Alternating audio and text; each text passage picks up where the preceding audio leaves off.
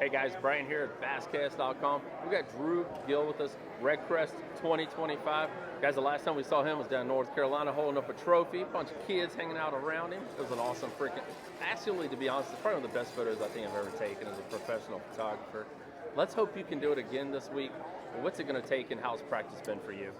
It's been an up and down practice. I found some pretty promising stuff. I don't know that it sets up right for the weather conditions we have this week, but I'm super excited to get out there. It's going to take a lot of weight. I think knockout round, we're probably looking at somewhere in the 70 and change range, maybe 80 to make the knockout round.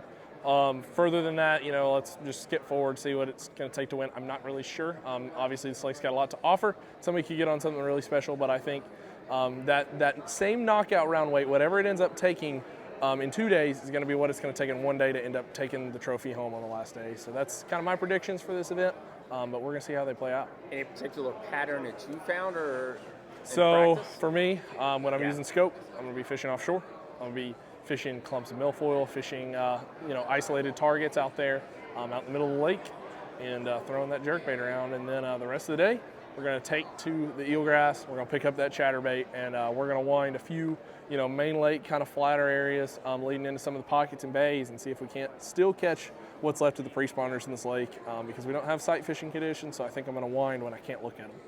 All right, guys. Drew Gill, fan favorite right here. What do you think has helped you be so consistent? I mean, you've been one of the most, as young anglers, consistent anglers on the tour today. What has helped you be with your consistency, man?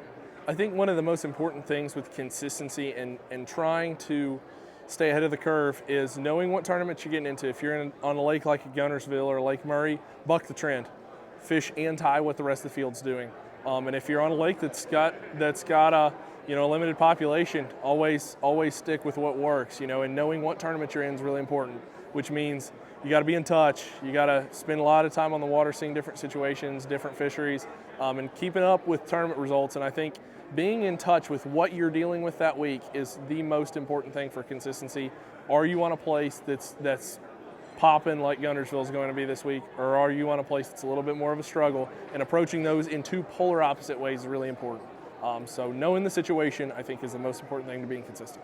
Guys, he said keeping up tournament weights, and that's what we do here at the basscast.com, and that's why you guys should tune in and be a part of what we have happening here. Drew, I appreciate you talking to us. Thanks, and sir. Good luck to you, brother.